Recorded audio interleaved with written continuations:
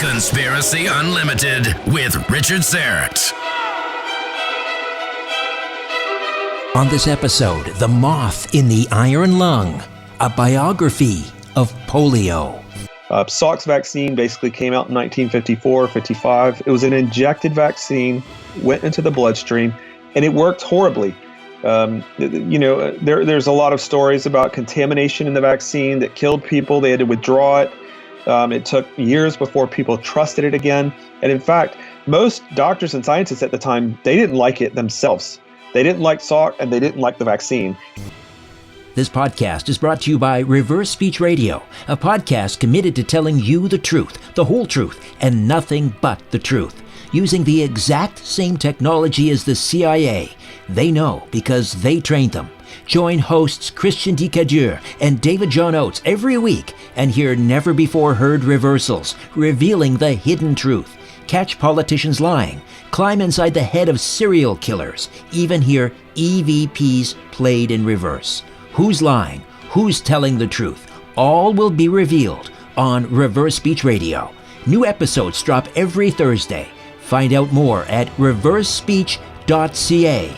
Listen and subscribe at reversespeechradio.libsyn.com. Welcome to your Wednesday.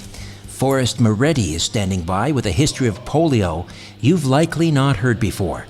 Just a reminder, if you've not done so, please take a moment and fill out an incredibly short audience survey. I swear it'll take you 15 seconds, and it'll really help me out. Here's the URL, but I've also included it in the episode notes. http://survey.libsyn.com/conspiracy-unlimited. Again, http://survey.libsyn.com/conspiracy-unlimited.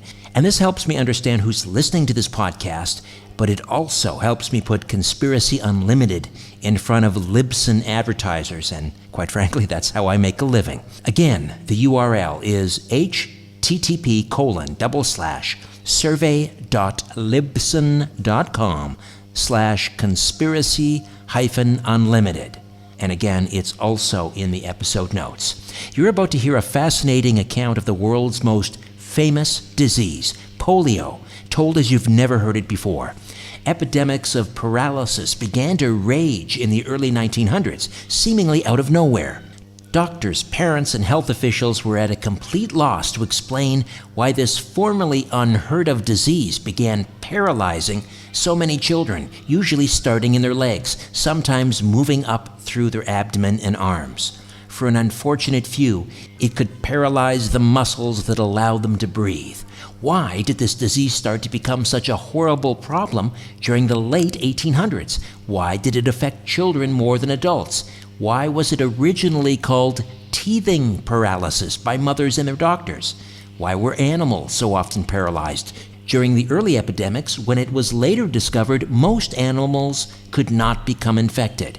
The Moth in the Iron Lung is a fascinating biography of this horrible paralytic disease, where it came from, and why it disappeared in the 1950s.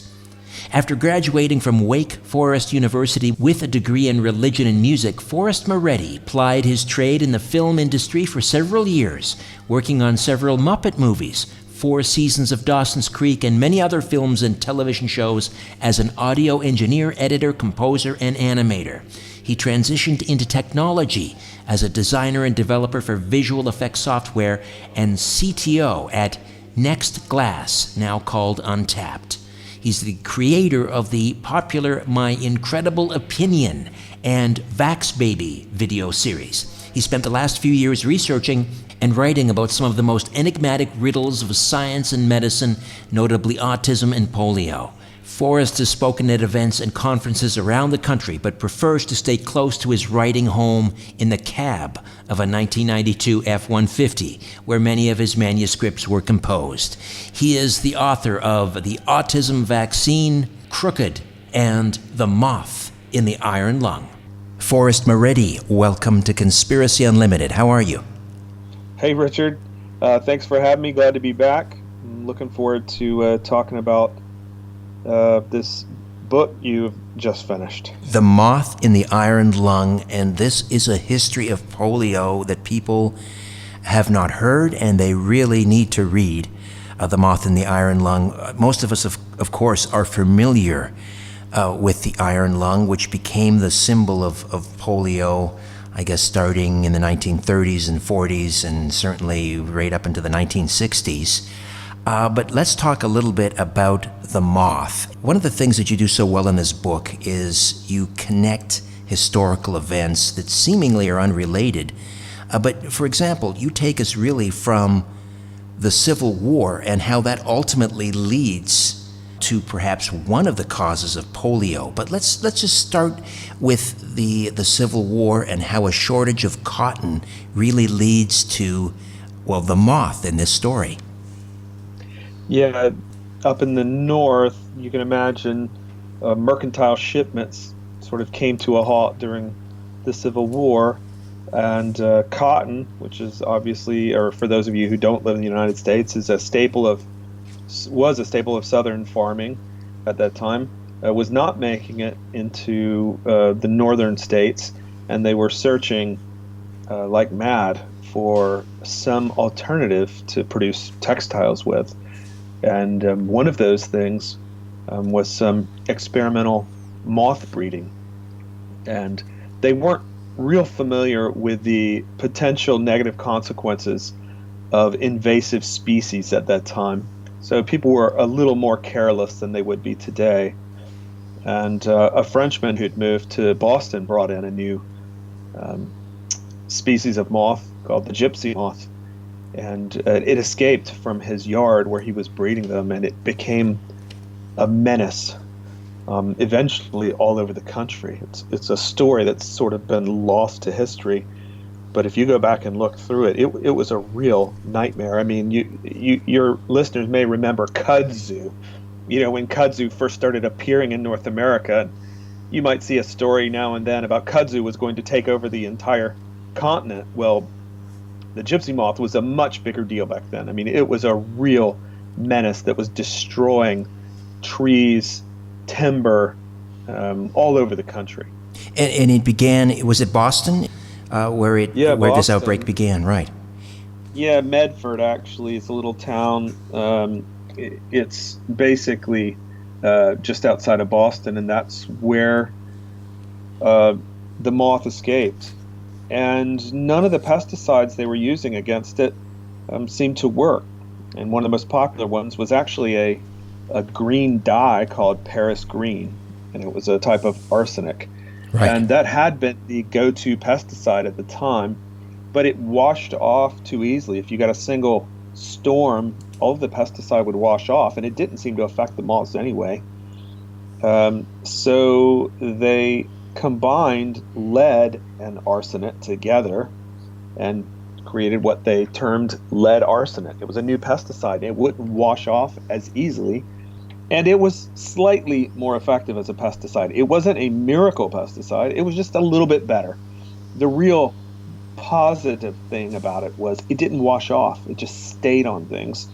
So that's where they started spraying to combat the gypsy moth. And you can imagine they knew they were in a race against time. They had to contain it, because as its range began to spread, the amount of area they had to spray to contain it, would quickly just become impossible. You paint an amazing picture in one of the towns that had been invaded and overrun by the gypsy moth.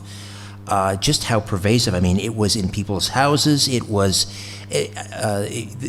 looked like the city had been, sprayed with Agent Orange during, the Vietnam era or something, because every tree was just totally bare. It was quite remarkable. Yeah, it really, if you read accounts from that time, it sounds like a nightmare. I mean, these things, people would come home and shake them out of their pillowcases. They were in their closets. I mean, back then, homes weren't hermetically sealed with moisture barrier wrap like they are nowadays.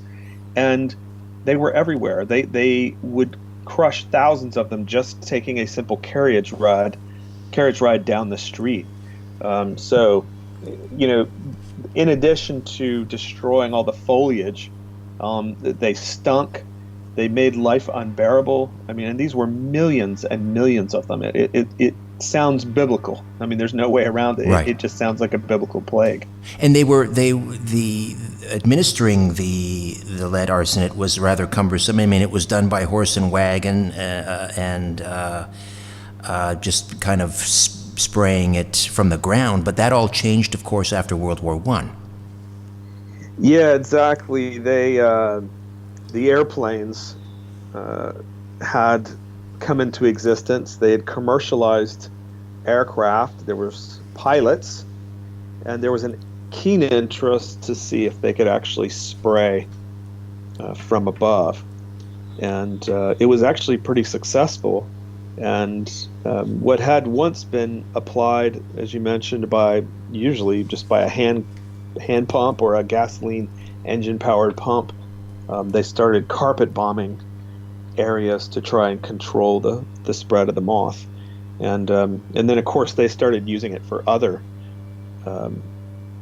pests as well. It wasn't just the gypsy moth, but initially that was the vector that caused commercial pesticide use to sort of come into its own. Right. Up until that point, it was sort of, you can imagine grandma, with the flour sifter and the little can with the crank on the side, sort of going over her tomato plants and trying to maybe save some of her tomatoes from some Japanese beetles or some other pest. But lead arsenate, when it was first invented in 1892, and then as it made its spread, that was really the first time you saw commercial pesticide use in the United States, at that scale. It was a huge shift in agricultural practices, right? Because it was a commercial pesticide that was being applied as a weapon of war, basically. And it was indiscriminate. I mean, people were being literally crop dusted while they sat there outside, let's say, eating their lunch. Well, somewhat that became a much worse problem later with DDT. Because DDT was applied directly to humans on purpose. Yes. And food. Lead arsenate, there was a sense that this was toxic. They knew that. They weren't trying. DDT was thought to be completely innocuous. It had zero side effects. And in fact, you could spray it on your children's lunch just for good measure before they went to school. Why not? It'll keep the bugs off their lunch. While they're eating, you don't have to shoo the flies off your peanut butter and jelly sandwich. Lead arsenate was recognized as toxic. Now, they would wash it off, or, back then, if you couldn't see it, then it must not be there. So problems did start to emerge from the pesticide. I mean, there was sickness. There were some neurological phenomena associated with it. But the obvious thing that this is what the book talks about is a strange new illness started to make its appearance. And in fact, a year after the lead arsenate began being sprayed in Boston was really the first recorded what they would now consider an epidemic of polio. Right. It was 26 people that had been affected. And it's sort of a remarkable trend if you follow the spread of the gypsy moth and the initial attempts to combat it with lead arsenate. You can follow epidemics of polio in lockstep alongside it. And that was sort of the major discovery of mine that led me to go down this rabbit hole to understand why those things seem to be so closely associated. The moth in the iron lung. So let's talk about poliomyelitis. What is it exactly? It's changed. Our words, people think of words as meaning the same thing over time, but the meanings of things change. And poliomyelitis, as it was originally coined, was a description of a symptom. This is a really important distinction that any other polio book you read, they just don't seem to have figured this out. Poliomyelitis was it was something like I might say you have a headache. You might have a scar. Poliomyelitis was a fancy term for meaning you had inflammation in the gray, which is sort of the inside part of your spinal cord. And the only way they even knew that was by doing dissections on, autopsies on people or animals that had died. But for some reason, people, normally children, would start to have paralysis, normally in their legs, starting in their legs, I should say. And they started doing, some of these children would die, and they would do autopsies on them, and they had inflammation in the gray part of their spinal cord.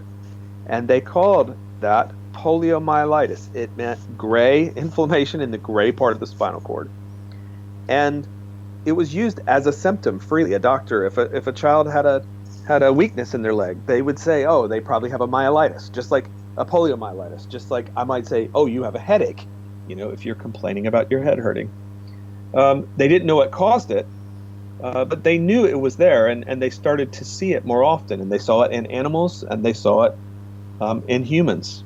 They didn't know what caused it, but it was there. And early, sorry, ahead. I was going to say that early on, somebody tried to make a connection between teething and the onset of infant paralysis. Talk to me about that.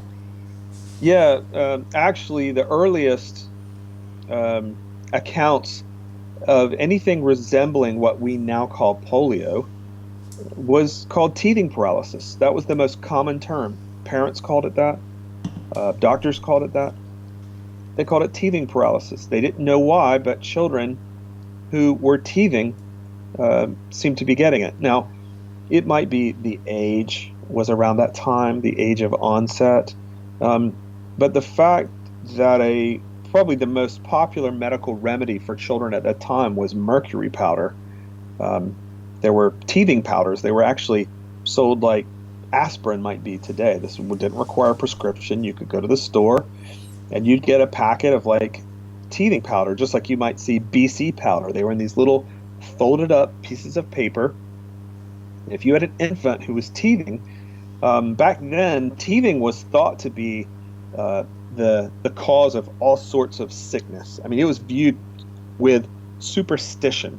I mean, it was thought to be a horribly delicate time in a baby's life. When they're teething, that's when they get all these sicknesses.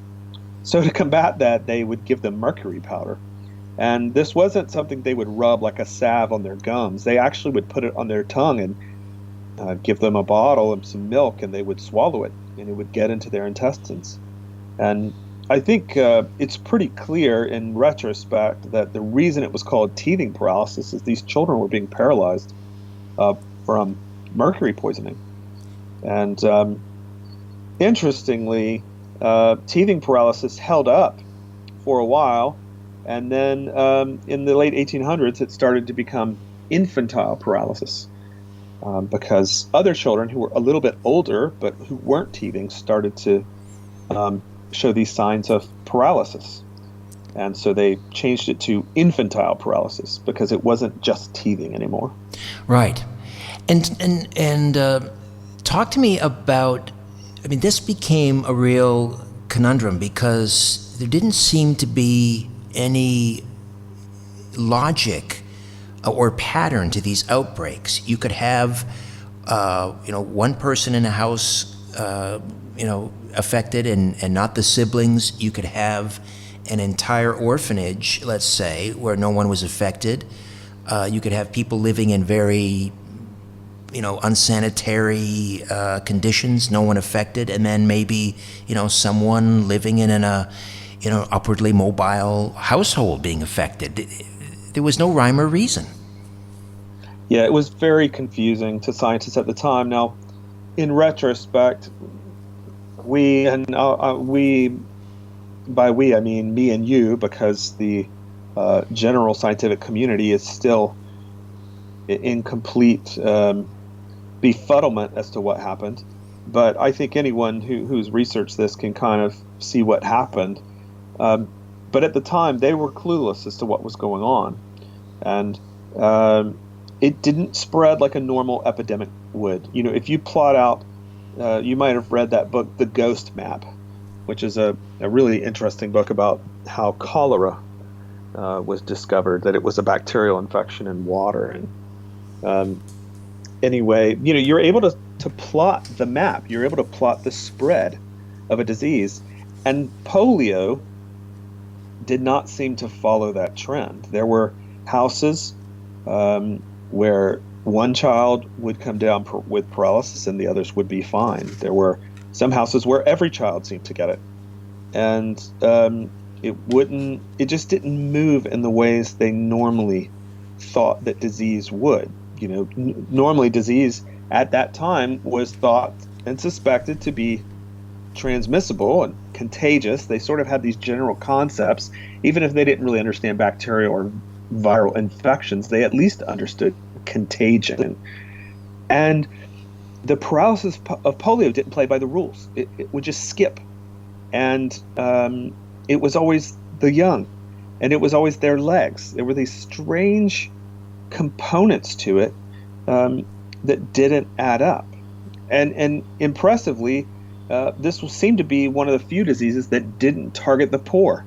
Normally the poor were thought of as uniquely susceptible to disease, and they were. They lived in squalor and ate poorly and had no ventilation where they lived, and they did catch a lot of disease. But for some reason, polio was not a city-borne disease initially. It was a rural disease. It was happening on farms, well away from city centers, and there were just a lot of factors like that confused those who studied it.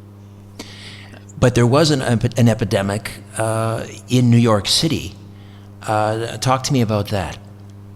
Yeah, this was in 1916, and it was really the first time that polio got noticed. And when I say polio, I need to circle back real quickly and explain how the word has changed. Because remember, initially it was describing a symptom, which was paralysis caused by inflammation in the spinal cord. And a few years before this outbreak in 1916, two scientists had discovered what they thought to be the cause of polio, which was a virus. Now, we now know, with hindsight, that there are many viral infections which can cause paralysis. If the virus is capable of getting into the spinal cord, it will cause paralysis. There are certain enteroviruses that are really, really nasty at this. There's one called Coxsackie virus. There's one called echovirus. There's another one called D68 that you hear about nowadays in the news. These are all enterovirus infections. Poliovirus was just another one of several enteroviruses that were capable of paralysis if they got into the nervous system. So these two scientists discovered a virus that could cause paralysis, and they named it poliovirus because it seemed to be capable of causing these lesions in the gray matter of the spinal cord. So there you go. That's how poliovirus was born. It's an unfortunate name because polio actually is a generic term for paralysis caused by a number of enteroviruses. Now, in that time, we've renamed things, and people think of polio as meaning paralysis by specifically the poliovirus. And medically, that's what we accept in modern times. But if you look back in history, when you see the word polio and poliomyelitis, it could have been any number of viruses. It could have been one of several. So just so your listeners understand, the word has some baggage associated with it, because when we say polio today, we mean paralysis caused by a particular virus, when the reality is there are several enteroviral infections which can cause the exact same thing. And in fact, some of them are worse than the poliovirus. Some of them are more infective. than the poliovirus. I'll go back to that once we get to modern times. But as you were asking, in 1916, there was a massive outbreak in New York City. And this, remember, at that time, urban polio epidemics were fairly uncommon. You might see a few, nothing like the flu or a normal epidemic outbreak. But in 1916, it was huge. I mean, there were thousands of people. I think it ended up being 7,000 or 8,000 people killed across the country, 2,000 or 3,000 in New York City alone. And that number was never matched again. Even at the height of polio in the 40s and 50s, it never came close to that again. This was a wake-up call. Something very strange happened in New York City.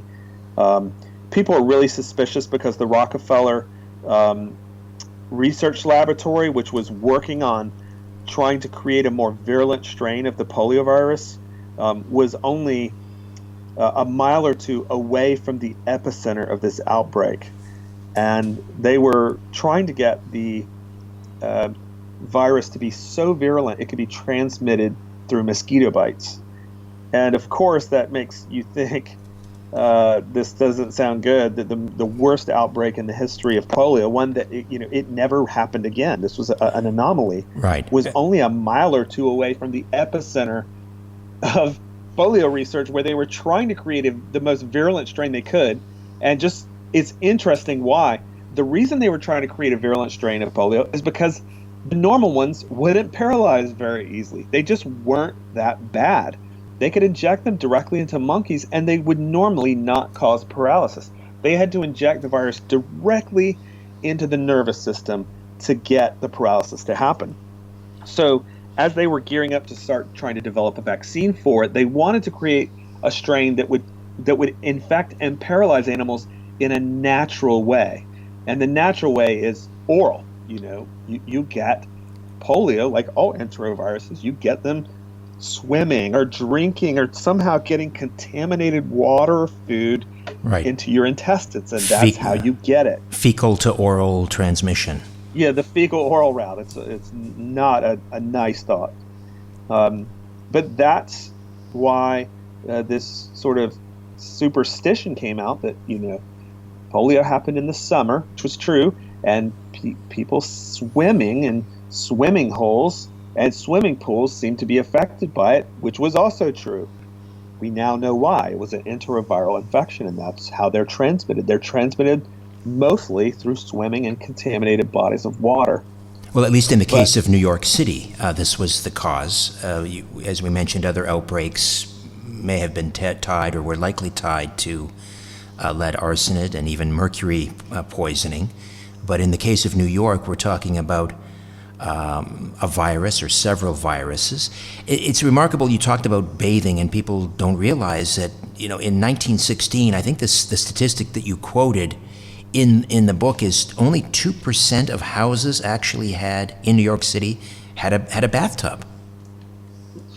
Yeah, I may have mentioned it in the book, I can't remember, but there's actually a picture of some of this tenement housing, and the people would put the bathtub, they'd hang it outside the apartment, literally outside the window, hanging 6 stories above the sidewalk below. It was so unimportant, they would leave it out there until they absolutely needed to have it. And yeah, sanitation at the time was poor in the cities. It was actually, I would consider it good in rural areas.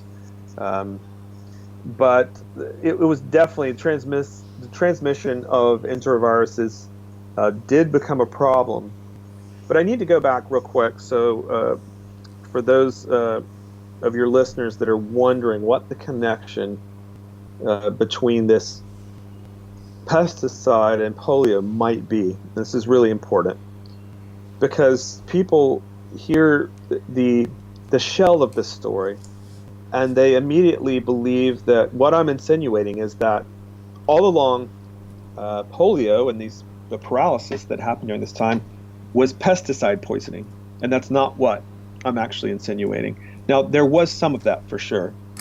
Pesticides are certainly capable of creating all sorts of neurological problems, The actual problem is these pesticides were capable of creating what we might now call leaky gut. And they create cellular membrane dysfunction. That's how they kill. And the viral infection, what was once a trivial viral infection, polio, remember there's several of them, polio, Coxsackie virus, echovirus, D68, they were able to migrate from the intestines into the spinal cord, which lies directly behind the intestines. And in fact, it's nearly adjacent to it.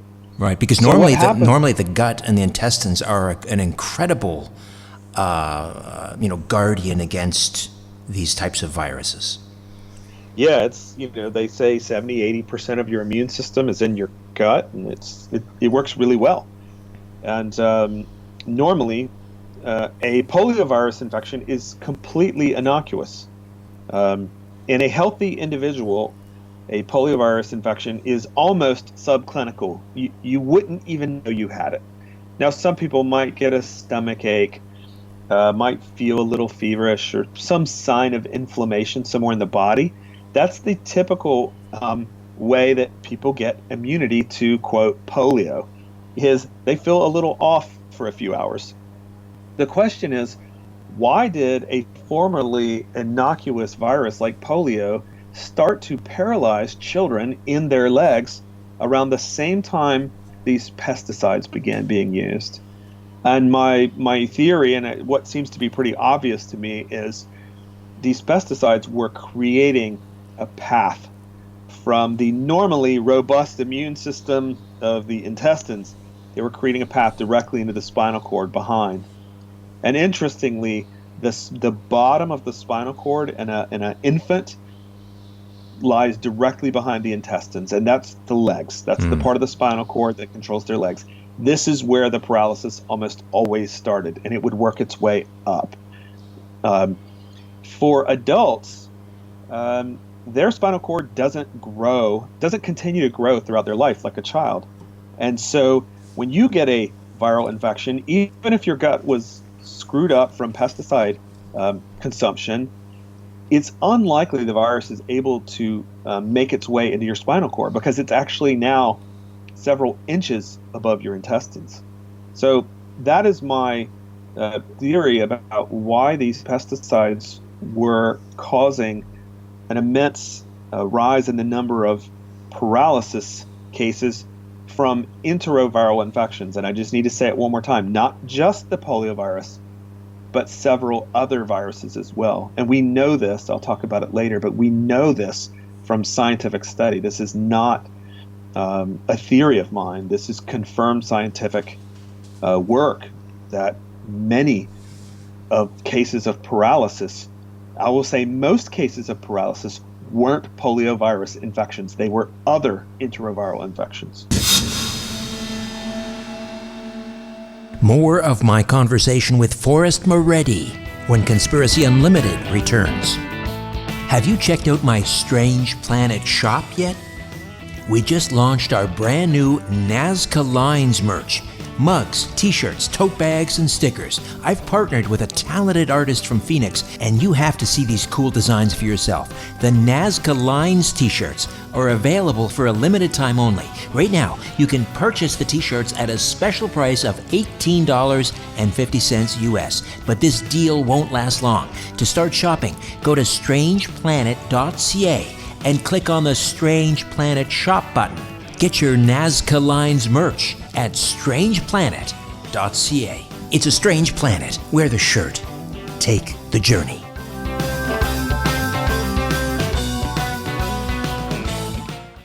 Since the mighty Aphrodite and I have been taking ESS60, the purest form of carbon-60, we're thrilled to tell you we're both sleeping well and pain-free.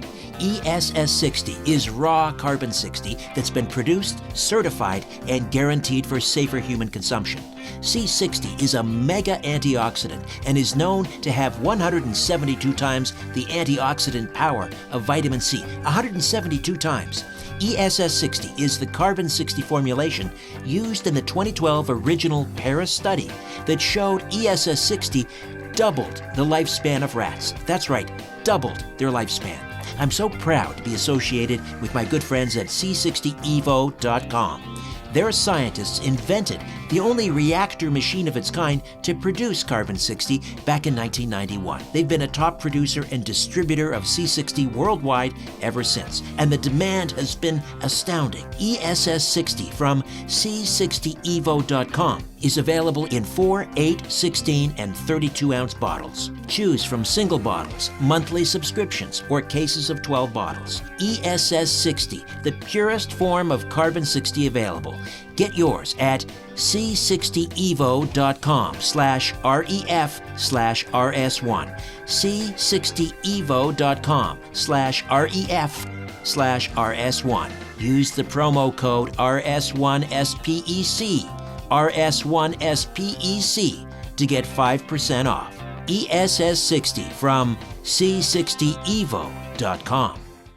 We're back with Forrest Maready, and the book is The Moth in the Iron Lung, a biography of polio. And Forrest, of course, the author of Crooked, Man-Made Diseases Explained, and of course also the explosive Autism Vaccine.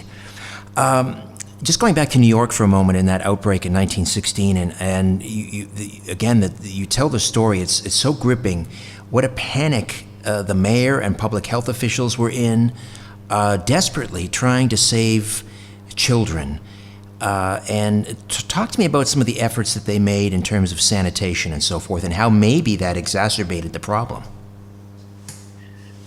Yeah, it was a bad time. You can imagine the panic of having thousands of children coming down with this illness, something that most doctors had never seen before in their careers. They had heard of cases, perhaps, but this, for some reason, this was a massive outbreak they'd never seen before. But one of the things they did, if this is the thing you're referring to, is their street cleaning techniques were absolutely atrocious. They would spray the streets off while the trash was out. And you can imagine trash at that time. They were not in sealed plastic trash bags. There were the refuse and dirty clothes and diapers, if you want to call it that, fecal material, were strewn about the street every night. You know, every nightmare scenario you've ever seen of someone slopping out their night, what did they call it? Their night soil into the sidewalk, which was basically them going to the bathroom in the middle of the night in a bucket, and they just dump it out of their window onto the sidewalk. It was that level of sanitation problem. And so street sweepers would come by with pumps of water trying to clear the streets. But rather than waiting till the trash men had come to pick up the trash, they would do it while the trash was sitting there. And there were some people that were, guessing that this was not going to have a good effect. And they doubled and tripled the amount of street flushing they did in hopes that it would contain it. And public pools were very popular at the time. You can imagine there was no air conditioning, and so bathhouses or pool houses were very popular during the summer, where a lot of children, mainly boys, would go swimming. There was always a disparate amount of boys, so this is sort of like autism, that would get polio over girls, and they never could understand that. And my suspicion is boys swam more than girls did.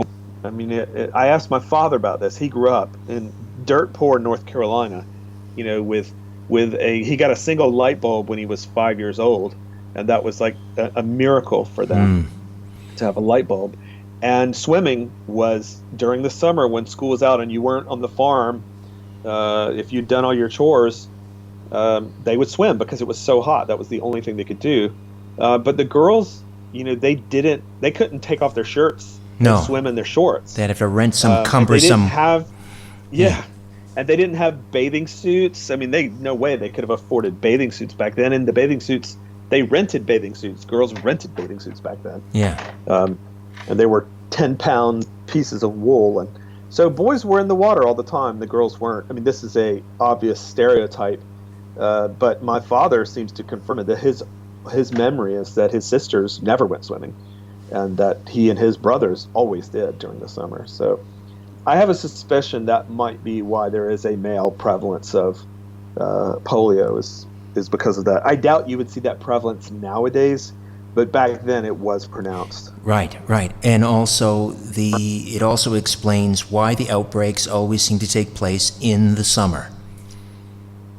Yeah. Now I'll call it the quote, if you could see my fingers, I'm air quoting polio, which is in the fall. That's when you see it now. And you'll see cases in the news of mystery polio-like illness. And these normally happen now in the fall, but back then it was the summer when the chances of fecal-oral route transmission were most high. Once again, this is kids swimming. This is how these enteroviruses got spread most of the time. This isn't the only way they're spread. Back then, researchers thought they were spread through mosquitoes or flies, and it only amped up their pesticide efforts to try and squash mosquitoes and flies to prevent the spread of polio. When irony of ironies, it likely increased it. Not increased the spread, but it increased the likelihood that someone with a enteroviral infection would end up having a problem with paralysis. Let's talk about, sorry, finish your thought, and then I want to move to another area. Well, Go I was ahead. going to talk about there's actually two other ways that people get paralyzed Yes. with polio. And when I'm using the generic term poliomyelitis, which means inflammation of the spinal cord from a viral infection. And the one we all know is an enteroviral infection, such as poliovirus, echovirus, Coxsackie virus. These sorts of things can occasionally get into the spinal cord through the gut. This is my hypothesis. Through a compromised gut due to pesticide poisoning, essentially. And they can cause paralysis. There are actually two other ways that they knew about that you could get polio. One of which is something they call provocation polio, which is where, imagine one of these enteroviruses is just on your skin, and if you get a deep puncture wound, it can drive the virus into your skin, and if it gets into your nervous system, these enteroviruses are really nasty about replicating inside neural tissue. So at that time, they realized that giving shots to children, namely in the form of vaccines, had a propensity for creating a localized polio. Now, normally, if you had let's say you had one of these enteroviruses on your skin, they didn't clean your skin off good enough, they poked you with a syringe to give you a vaccine, it would push the virus into your nervous system, and then you get local paralysis at the site of the shot, which is very different than the normal polio, but sometimes it could spread, and it could spread far enough that it could kill you. So doctors at that time knew this, and they stopped giving shots to kids during the summer. They were so afraid of inadvertently paralyzing children, they would wait until the fall or winter. So this was a readily known phenomenon. This wasn't some obscure theory. Most people have never heard of it today, but back then they knew about it. They were conscientious about it. You know, they respected it, and they would wait until summer had passed before they gave shots. The other one is, go ahead. No. You please continue. The third one is incredibly fascinating and horrible, and it actually was confirmed by one of the polio vaccine inventors, Sabin. I believe it was Sabin. It may have been Salk, but you remember they were having a hard time infecting monkeys regularly with the poliovirus. They could not create paralysis easily. It was very rare that injecting a monkey in their blood, or let's say administering it to them orally, it was very rare for the monkeys to get paralyzed. So they noticed that if somebody had had a tonsillectomy, which was the most popular surgery at that time in the entire country or entire continent, that children would more frequently get polio infections, and it was the worst kind. It's what they call bulbar polio. Bulbar is sort of a short for a part of the brainstem that they call the bulb, because it looks like a light bulb, or even maybe a bulb of a flower, a plant. And if you get poliovirus infection in that part of your brainstem, it could cause instant death. When I say instant, I mean within an hour or two. Not, normally polio, if it killed, it would take days, if not weeks, to kill. The muscles in your lungs that allowed you to breathe would get tired, and you would eventually just run out of energy. You couldn't sleep because you had to concentrate so heavily on breathing that eventually these poor children would die. Bulbar polio was an instant killer. If you got polio in your brainstem, which is essentially the command control center of your brain, it could cause respiratory failure instantly. It could cause instant death. So tonsillectomies, which were, like I said, the most popular surgery at the time, there was some sort of suspicion in old wives' tales that tonsillectomies somehow had something to do with polio, and they couldn't figure out why. Well, eventually they figured out when you have damaged tissue in the back of your mouth, which is essentially centimeters away from your brainstem, it's not going to be that hard for a enterovirus to work its way into your brainstem. Right. Similarly, in the same way that a pesticide might upset the dynamic of your intestine and allow an enterovirus into your spinal cord, a tonsillectomy is most assuredly going to upset the protective layer of skin, and the mucosal layer, I guess you would call it, and it will inadvertently allow these enteroviruses into your brainstem. There's an interesting backstory as to why, and you tell this in the book as well, an interesting backstory as to why tonsillectomies were so popular. They actually thought that they could improve children's IQ by giving them a tonsillectomy. Yeah, it's hard not to laugh now, but it really is sad. Tonsillectomies were thought to be the cure-all surgery. There was an invention, which the name of it is, I think they call it a tonsil snare.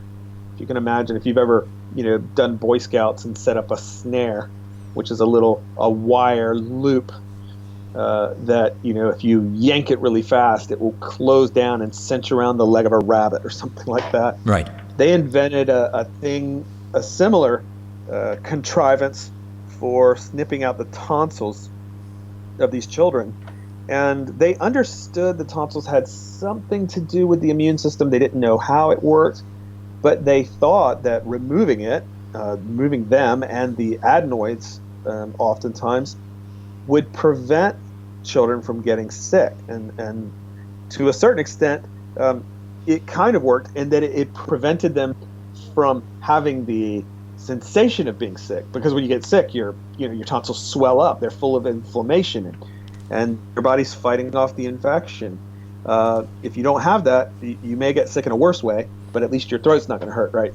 Right. So they took that, and as often humans do, they took a kernel of truth and extrapolated it to infinity and beyond, and believed that tonsillectomies could cure things like your child is not growing enough, your child is growing too much, your child is not smart enough.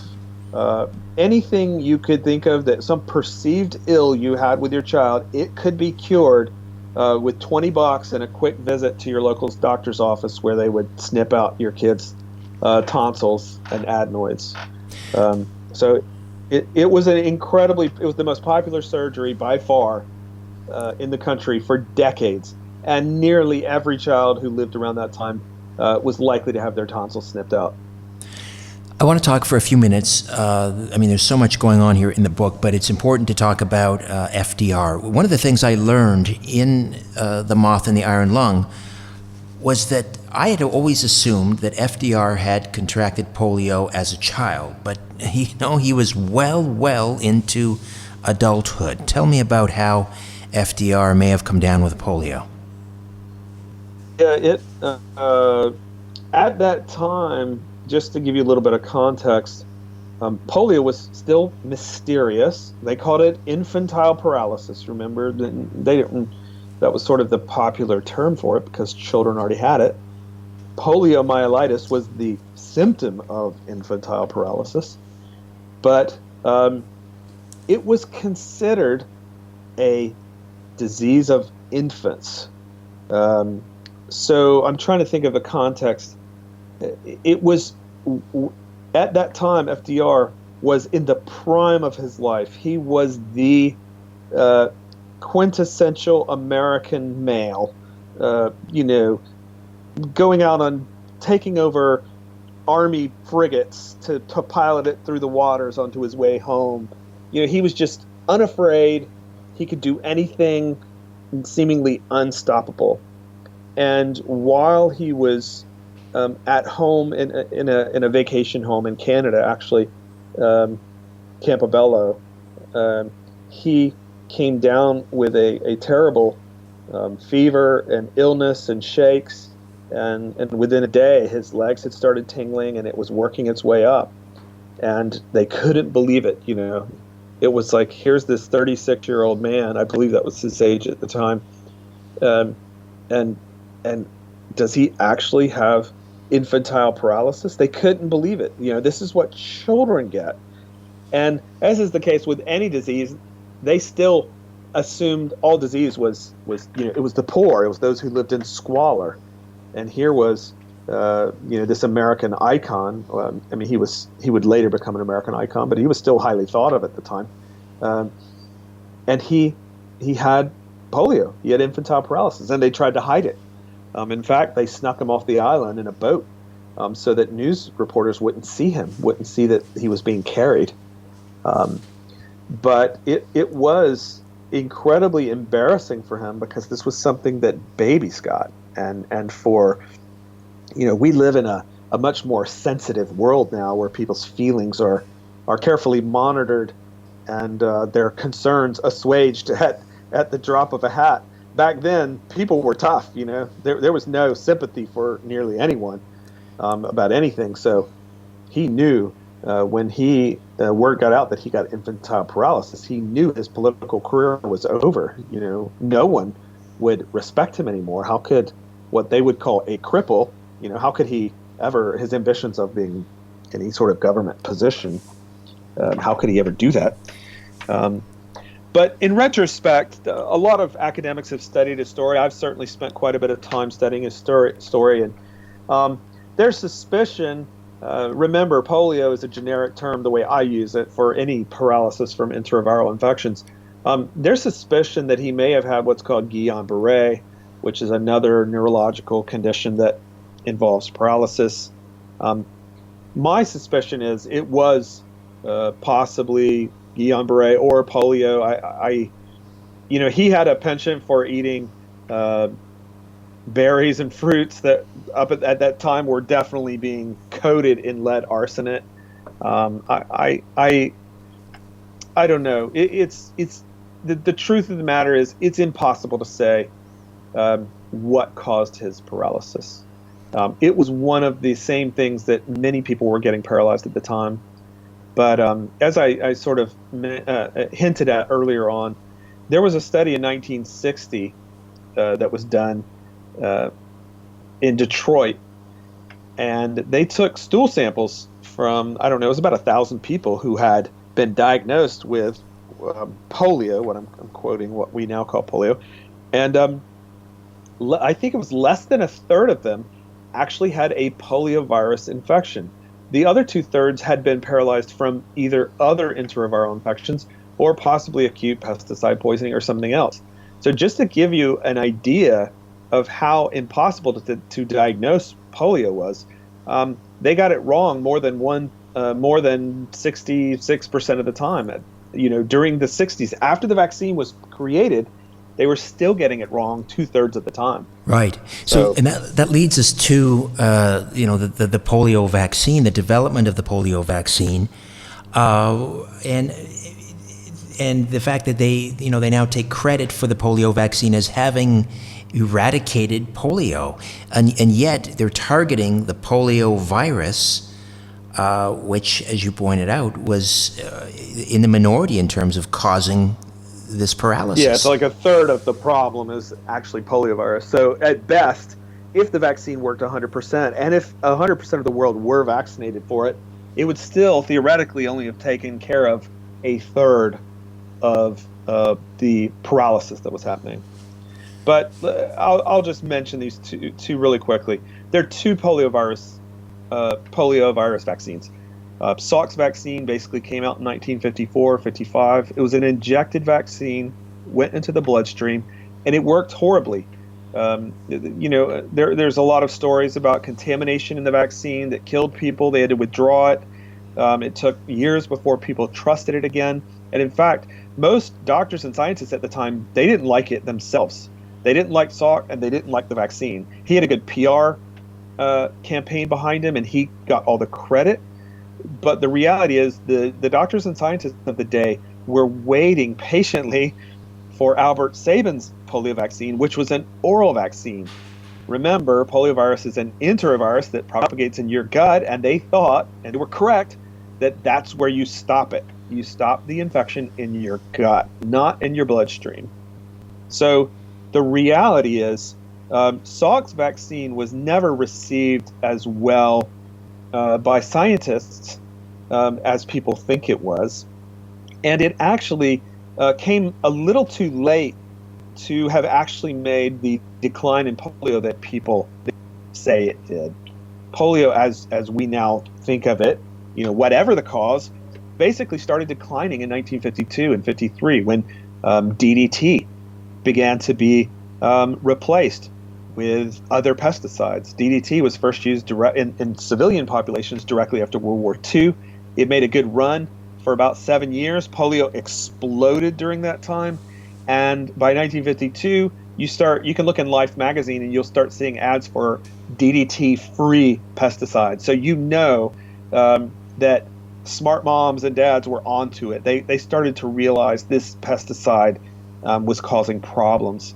And you start seeing polio decline at that time too, and it makes sense. Lead arsenate had started to fall out of favor, and then as DDT also began to fall out of favor, rates of paralysis began to go down from all different enteroviruses. Now, the Salk vaccine did come along a few years later, but it worked horribly. It didn't work well at all, and in fact, that's why that Detroit 1960 study was commissioned, is because they were concerned that the Salk vaccine worked so poorly. They couldn't understand why it wasn't stopping paralysis after some of these people were having 4 and 5 shots, and they were still coming down with paralysis. Well, like I said, what they discovered was these patients weren't being infected by the poliovirus. They were being infected by another virus or acute pesticide poisoning. So that's why the vaccine wasn't working for some of the time, was because it was targeting the wrong microbe. And the reality is, I don't think it worked. Even if it did target the right microbe, an enteroviral infection happens in your gut. It makes its way into your spinal cord, and having antibodies in your bloodstream is not a great deterrent to keep that from happening. So the Salk vaccine, the injected polio vaccine, it just doesn't work very good, even when it's targeting the correct virus. Now, Sabin's vaccine came along after, and that vaccine actually works. It's an oral vaccine.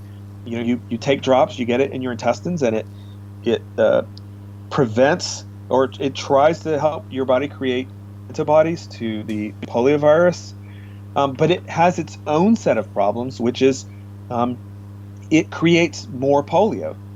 You will shed that virus in your stool, and in poorer countries where these kids are administered constant streams of oral polio vaccine, vaccine-derived polio is a constant problem. So you will never eradicate polio using the oral polio vaccine. And Salk, the initial Yes. polio vaccine inventor, he said this. He said, this won't work. You will never eradicate polio using a live virus vaccine, which is what Sabin's is. It inadvertently creates more paralysis. And in fact, in India, they just withdrew. There's 3 types of poliovirus. They just about a year or two ago, they withdrew type 2 out of the vaccine because they feel like there wasn't enough wildly circulating type 2 poliovirus to justify the fact that they knew they were creating more cases of polio by the vaccine. So it's such an irony that the vaccine itself now is probably the most significant source of polio. And that's an uncomfortable fact that no one wants to talk about. It is a remarkable book, and it's the history of polio that you've never heard before, The Moth and the Iron Lung. We didn't have time to talk about the development in the iron lung, which is also prevalent in the book, and it's a wonderful story as well. But we'll leave folks to read that for themselves. How do they get a copy of The Moth in the Iron Lung? There are 2 ways they can. It's available print, digital, and audiobook. You should be able to find it on Amazon. Currently, you can. I make no guarantees that they won't kick me off any day now. My books are sort of probably not in the correct narrative that they would prefer. So Amazon currently, and my personal website, which is forrestmaready.com, Forrest, and then Moretti is spelled Maready. You can get them through there. But I appreciate you having me on. It's been a lot of fun to talk about. It's an incredible story that I think people need to hear. Absolutely. Forrest, thank you so much for this. Thanks, Richard. Okay, before I say goodnight to the moon over Messenia, I'll be back in a flash to tell you a little bit about what's in store on episode 270 of Conspiracy Unlimited. If you're a fan of this podcast, or my weekly radio program, The Conspiracy Show, or my YouTube channel, Strange Planet, I hope you'll consider becoming an official donor. A donation of $50 a month places you in the Star Chamber. $20 a month is the whistleblower tier, and a donation of just $10 per month makes you a truth seeker. Star Chamber and Whistleblower members can participate in an exclusive monthly online chat or video conference with me. And all donors are entered into a monthly draw for Strange Planet merchandise. Any monthly amount is welcome and greatly appreciated. To become an official donor, go to patreon.com/Strange Planet. Patreon.com/Strange Planet.